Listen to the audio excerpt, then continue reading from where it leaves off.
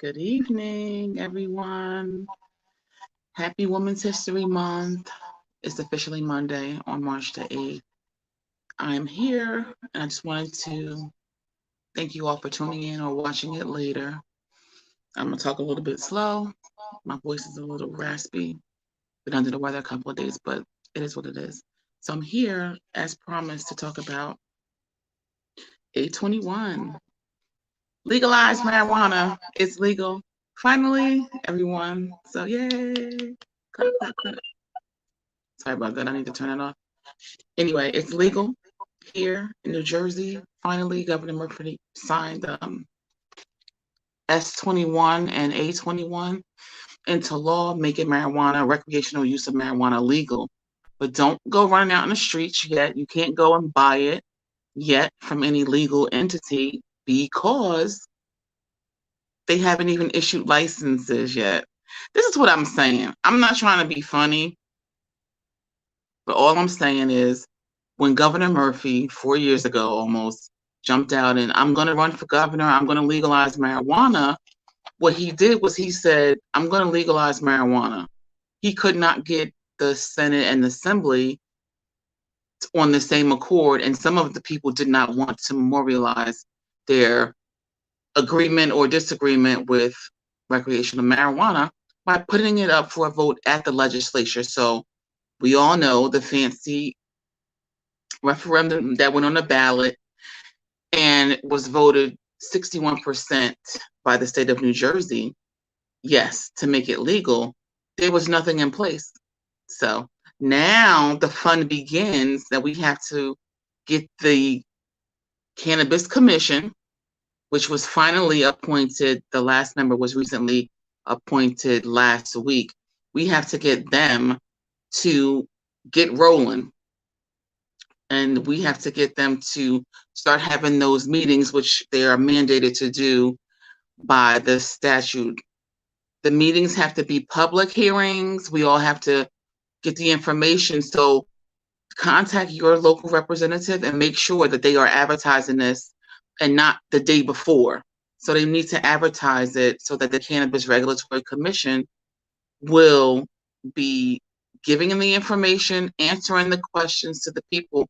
There's a lot of folks out here interested in getting into the business, right, for the recreational marijuana, and rightfully so, because this should not be, and I'm still going to quote Harris from when he was on the show, it shouldn't be a Caucasian cannabis community.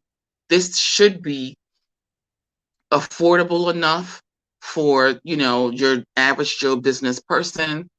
I just recently learned that from the original proposal where the micro businesses, which is like under 25 people, there was under 10 people, there was a 25%, requirement. They've lowered that. So where we thought that micro businesses would have that opportunity, to get into the business, they have reduced the number of micros that they are requiring. Anyway, the state has no idea what's happening, and I'm going to tell you who these commissioners are. And the commissioners are Diana, I cannot pronounce her last name. It's Haunu, that's how I'm going to say it. And she's the chairperson. You have Krista Nash, she was appointed by the Senate president. Sam Delgado was appointed by the Speaker of the Assembly. Maria Del Cid, William Wallace, and they have an executive director, Mr. Jeffrey Brown. We should be able to contact them. I'm going to do my own research and get their contact information, and I'm actually going to invite one or all, whoever is available, for next week's conversation, because we want to do a deeper dive into what the rules and regulations, what the fees and stuff are going to look like. Because right now for medical marijuana, just the application for a dispensary is $20,000. Yeah, $20,000 for the application. And I mean, I get it, you have to make an investment, but everybody doesn't want a dispensary. So this is going to be quite different with the recreational, because there are 6 different classes of licenses. And I think I have them broken out right here just so I can talk about them. So you have class 1, which is a grower license. Class 2 is a processor. Oh, forgive me. Class 3 is a wholesaler. Class 4, what is class 4? I can't read it over here. I got to look on my notes over here. You have class 6, which is delivery. Class 4 is a retailer. Class 5, I'm sorry, is a retailer. And class 6 is a class 4 is a cannabis distributor. Class 5 is a retailer. Class 6 is a delivery. So should they have to pay $20,000, for example, just to be a delivery service? And I'll say this, as we speak, now they're preparing to allow the dispensaries, the medical dispensaries, to do delivery. It makes sense. It's convenient, but why should the people who already are capitalizing, if you will, be the only ones able to provide that service to the people who are approved to receive it? So when you have now the recreational, let us allow for delivery services, by delivery companies who have been issued licenses and have got, the proper insurance, because in the bill they make sure that they tell you what's required. You have to have a certain type of vehicle, lock boxes, a certain amount of insurance. But we also have to consider what these municipalities are going to do. And I'll commend the city of Newark. Newark has a beautiful map. It's color coded. They know where it's zoned for what type of license. So when you have the cannabis retailer license, they're going to be zoned in certain areas based on the statutes and based on what their municipal government has approved.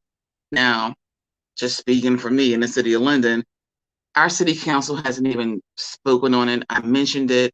It's a shame, but we had previously banned any cannabis facilities for recreational use, and that is the construction code ordinance. So now we are faced with the question, are we going to allow them in my city? I'm going to say, why not? Why should we miss an opportunity to get the municipal tax, especially when there's a lot of, in my opinion, wasteful spending that goes on where this money could be earmarked, for educational programs through our city recreation department. We can do educational programs through our health department. And we can also partner with our Board of Education to take some of this cannabis tax, if you will, that we can use no more than 2%. You can partner with the Board of Education and do some things. Of course, you do want to do education as far as drugs and alcohol, but you also can use this money. It's a benefit. So I'm just going to put it out there. Hopefully the city of Linden, the majority of our council, will see its way to figuring it out in the benefit of our community and the taxpayers. So I want to touch on a couple of things. So the licenses, right? Class 1 is a grower, class 2 is a processor, class 3 is a wholesaler, class 4 is a distributor, class 5 is a retailer, class 6 is a delivery service, a license. In here, you also have to have, and this is what the commission needs to address, not what the applications are going to be, what the qualifications are going to be. They also have in here that there's supposed to be some sort of a cannabis handler certification. Okay, so who's going to certify them? What is it going to cost? And what does that certification allow? And here in the bill, it said the person can be up to at least age 18, which means, similar to someone who works in a brewery, you can be 18 to work there, but you still cannot consume the products that, you produce. So anyway, we talked about the licenses, and right now, again, a dispensary license is $20,000. And that doesn't speak to having to get an architect to draw out what the layout's going to be and all that stuff. Like, hey, there's a space for that. But there should also be a space for folks who want to, get into this industry and not, lose their shirt or have to beg, borrow, and steal I just want to really quickly mention the alternative treatment centers. They are giving them the opportunity to do medical and recreational, and some of them will be able to have consumption areas. So is that what I said before, where the people who currently are already in the business will get the upper hand to continue to grow their business? Yep, that's what it is. So all these alternative treatment centers are there. They're not even issuing any new licenses for alternative treatment centers. So let's see how this all works. And I'm looking forward to these commission hearings because I'm going to try and get there, and you should too. Because there's a lot. I'm on Facebook sometimes, and I'm hearing people. And one woman on my friend's page, she made a comment about, medical marijuana. You all need to get ready, get into the business. But slow down, Susie. There's not even an application for you to apply for. Just want to clarify. I asked her what was her source, and she told me to go to the internet. Yeah, she doesn't really know me because I've been following this bill, since almost the beginning. I've read all of the pages. So I'll tell you, in all honesty, there is no application available. We do not know how much it's going to cost. But here's an opportunity for you to provide that feedback to your legislature. And I'll tell you what, and I'll say it, I'm going to keep saying it. This year, all of the state legislators are up. All of the state legislators are up. The Democrats, have supported in one way or another S-21 or the decriminalization bill, which recently passed, which is 1897.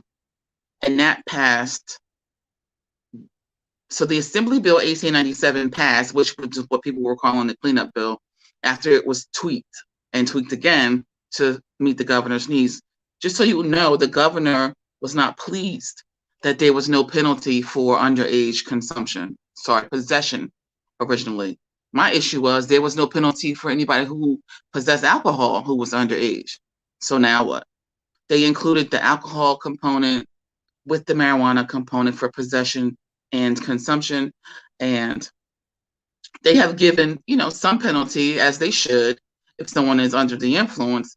But I don't know. It's just a catch-22.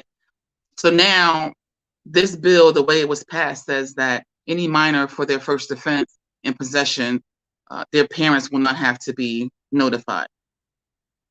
You can agree or you can disagree. My position is, if my minor is under 18, I want you to tell me. If my person who is possessing it is under 18, is 18 or older, they're grown-ups, and you don't need to tell me. So, but that's what it is, and we can talk more about that also next week, because I have invited Assemblyman Holly to come on. He is one of the sponsors of Assembly Bill 1897, and he'll tell you the truth from what I can understand. That watching him, following him since he was a councilman in Roselle, he basically gives it to you kind of straight for the most part, unlike a lot of the folks in state offices, So I kind of trust what he will tell us. He's not able to come tonight, so I kind of said, okay, well, maybe next week. I gave his secretary a call, left all the information. Hopefully he'll be here. I also invited our senator from District 22, who was the primary sponsor of A21, Nick Scutari. And it's supposed to be on his calendar, so we hope that you will join us next week.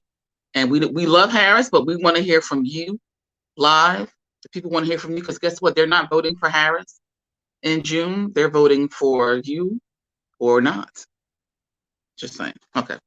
So let's go back to what we know. In the bill, A21, which the governor finally passed, when we talk about the cannabis marketplace and everybody's going to have their time or their opportunity to get in, I want you to know that the commission has the ability and is authorized to prioritize applications on the basis of where it is going to be located, the impact zone, right? And they also will go based on, this is on page 82 and 83. The applicant who presents the plan, they have to attest to employ 25% of the employees who reside in that impact zone. This is a good thing, but let's just see how that works, or how they're going to enforce that. So the ranking in the application with respect to the Impact Zone Commission, they're going to give priority to the following. Listen up, people. Priority ranking: an applicant for cannabis establishment, distributor, or delivery service that is located or is intended to be located within an impact zone, and that impact zone has less than 2 licensees, so that there will be a prioritized distribution of licenses to at least 2 licensees within each impact zone. Okay. So then it also prioritizes that the applicant who's a current resident of the impact zone, an applicant who presents a plan, I just said that part about the 25 employees. So that's how they're going to prioritize it. They also have, let me see what else. Some of the priorities. All right. Sorry, I wasn't ready.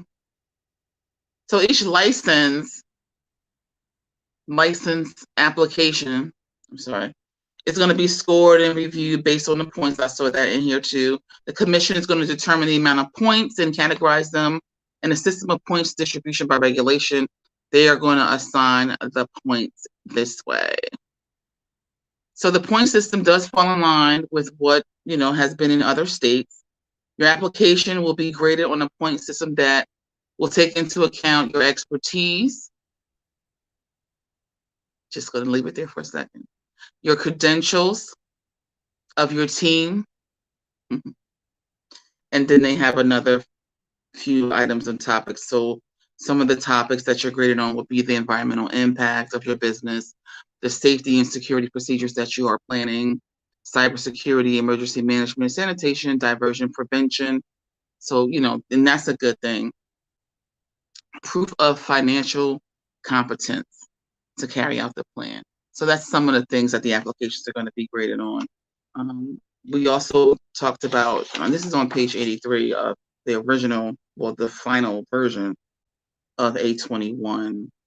The commission is going to ensure that at least 10% of the total licenses issued for class cannabis establishment or cannabis distributors or cannabis delivery are designated for and only issued to micro businesses.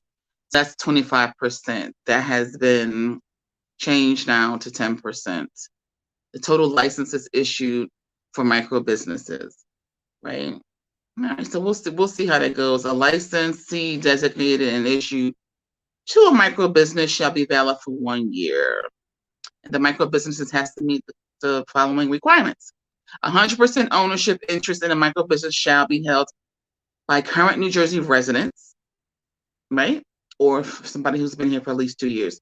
Let me tell you something. Trust and believe that there are people who have moved themselves to New Jersey, at least on paper, because they were planning and preparing for this. Don't get it mixed up. This has been in the works for a long time. So probably at least 5 years or more. And some of your legislators are going to use these as selling points to get you to vote for them. But I don't know. What you want me to vote for you because you voted for this, but you made the residents put it on through the referendum, and it's not ready. Let me tell you something. This is not going to be ready until at least September at the earliest. So again, don't go out here trying to puff and pass, because whatever you have, you're getting it illegally. Based on this, you are going to be required by law to purchase it from one of the licensed establishments. And the licenses haven't even been printed. The applications aren't prepared. We don't know what they cost.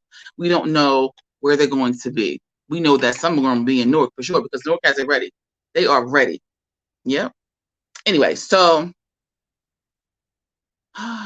your legislators got you voting for this. Micro businesses have no more than 10 employees. So, like I said, they have to be in Jersey. Do you want a cannabis business? Do you want to participate in the business? Do you want to be part of this conversation next week? Listen, I have invited them. I'm going to, send another reminder invitation to Senator Scutari, and also to Assemblyman Holly. I will also look at those in the Republican Party, because guess what? We want to hear from everyone. All the New Jersey seats are up for election. Let's see if these people are really voting in your best interest or not. And let them talk openly and honestly about their positions and how they can help with these, because there's supposed to be a provision. There is a provision in here that says that there's going to be, you can't get grant money, right? But there's supposed to be programs that help to encourage women, disabled veterans, and minorities, to encourage them to get into this business. I got my hand raised. I want to get into the business, right? Let us all know about these programs. And so I don't want that to be like they're just setting money aside and they're just going to give you like a pamphlet or a booklet. We want details. We want all the information. We want to know upfront how much it costs, no hidden fees and all like that, and don't make it so hard that, a small micro business really cannot get into this business without, having to get investors. And if it's a small business, it's a micro business, it's 10 people or less. Like, come on, let New Jersey residents live. Let them eat. The people who are out here now, some of them have businesses in different states. They've come to New Jersey because, of their expertise. And so that makes them higher ranked when it comes time for the applications to be scored. Go figure. All right, whatever. I'm not trying to kick anybody down or anything like that. The minority community, let's go. Come together. Support one another. Join together. Get those coalitions. Get yourselves licenses. Get yourselves businesses. It's time that, we pull ourselves up by our boot. This is a prime opportunity. The old saying, pull yourself up by your bootstraps. Corona did us all in 21. And right now we're in the third month of this year, and it's still rough for a lot of people. Lots of businesses shuttered. There's an opportunity, hopefully, that new businesses can come about. And don't make the application so expensive. Why are you making them so expensive? I am still gonna say it. I was not gonna say this. There is a liquor store in the minority community. You can find a liquor store, probably 4 in a 1 mile radius. You know how much the liquor licenses are? You know how difficult it is to get a liquor license? Do you know what happens with some of these stores? They are, well, many of them, are organizations or groups of folks who pool their money to establish those LLCs or whatever their companies are being called. And they're opening liquor stores. Some of them 4 in a 1 mile radius. Not owned by the same, not very similar to like the nail salons though, but again, just we need to make sure it's zoned properly. We need to make sure that at least for me, in my city where I'm elected, that we don't miss an opportunity to get the 2% business tax that we're allowed to get, so that we can fund programs and get things done, because we have programs that we don't fund. We also have unfunded mandates because we keep hearing that we don't have the police, the fire, or the personnel, the people to do it, but we have these laws on the books, but nobody's enforcing them. So, put that money out there and make it go to good use at the end of the day. If you want to be a part of the conversation, send me an email. And we'll have a conversation about what your position is, what you can bring to the conversation, right? So because next week I'm trying to have the folks here who wrote these laws and voted for it. We're going to have them here if they are so inclined. They can come and talk to you, and you can ask them those questions, right? So next week, Thursday, 7 o'clock, March 11th, we're going to be here live. But before I go, I wanted to just leave you with, this is Assembly Bill 1897, and it was passed, and it was signed by the governor, and it decriminalizes 10 grams or less of marijuana and personal use amounts of regulated marijuana-infused products, and it requires substance abuse treatment in some situations, right? So you can get your 10 grams of marijuana. You just can't buy it in Jersey. Nope, not yet. They're looking at the fall before it's actually done. And again, my concern is that the folks who have already been in this business are going to, continue to capitalize on this business because of their expertise, right? Subscribe to the channel so you know when we're live and we're talking about what interests you. And this is real talks. I mean, Black folks who've been selling marijuana for years and generations, they should have an opportunity, okay, to do this legally. That's all I have. Thank you for joining me. Bye. Hello?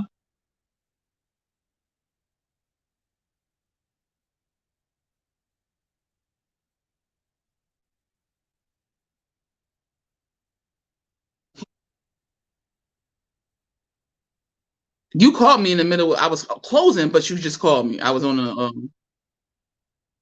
I was going slow. He gonna be on the with y'all?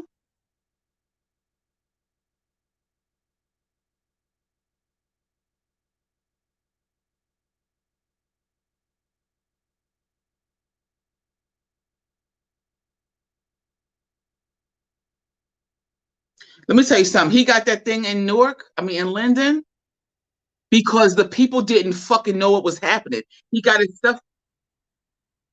How do I get on here?